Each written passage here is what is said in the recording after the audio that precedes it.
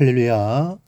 사랑하는 대강의 가족 여러분, 오늘 하루도 하나님의 말씀과 동행하는 삶이 되길 소망합니다. 오늘 함께 나눌 하나님의 말씀은 고린도후서 7장 14절에서 16절 말씀입니다. 내가 그에게 너희를 위하여 자랑한 것이 있더라도 부끄럽지 아니하니 우리가 너희에게 이런 말이 다 참된 것 같이 디도 앞에서 우리가 자랑한 것도 참되게 되었도다. 그가 너희 모든 사람들이 두려움과 떨므로 자기를 영접하여 순종한 것을 생각하고 너희를 향하여 그의 심정이 더욱 깊었으니 내가 범사에 너희를 신뢰하게 된 것을 기뻐하노라. 아멘.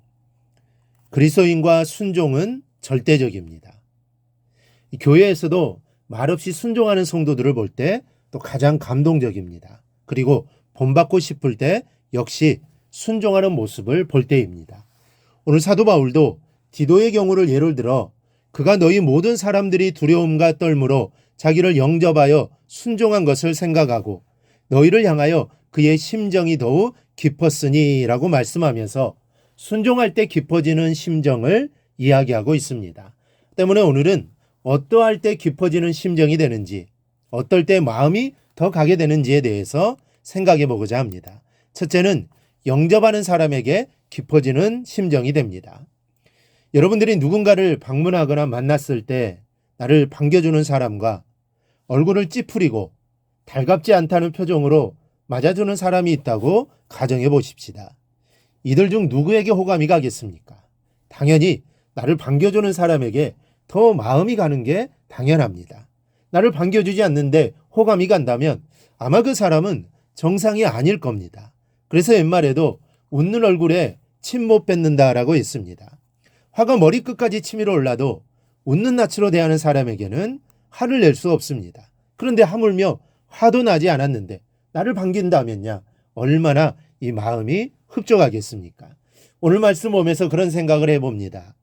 왜 과거에 70년대인가 80년대에 스마일 운동이라는 것이 있었습니다.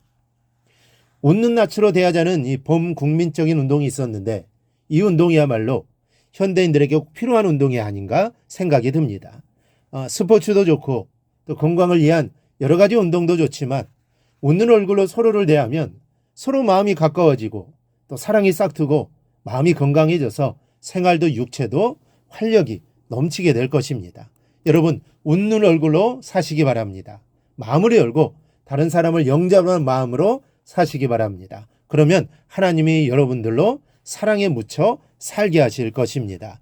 둘째는 말없이 순종할 때 깊어지는 심정이 됩니다. 연말이 되면은 어느 교회나 할 것 없이 모든 교회들이 새해 일꾼을 뽑는 일에 고심하게 됩니다. 그러할 때 목회자에게 가장 부담을 주는 분들이 누구냐 하면 일을 맡길 때 사양하는 분들입니다. 분명히 적임자라고 생각하고 직분을 맡기는데도 불구하고 사양을 하게 될 때 무척이나 마음이 힘들게 됩니다. 그와 반대로 목회자의 마음을 가장 기쁘게 하는 분들은 사정이 힘들다고 생각되어져서 어렵게 직분을 맡을 것을 말씀을 드리는데도 불구하고 기쁘게 순종하시는 분들입니다. 특히 부족한 자에게 이런 귀중한 직분을 맡겨주시니 최선을 다해서 일하겠습니다라고 말씀하시는 분들을 뵙게 되면 얼마나 마음이 기쁜지 모릅니다.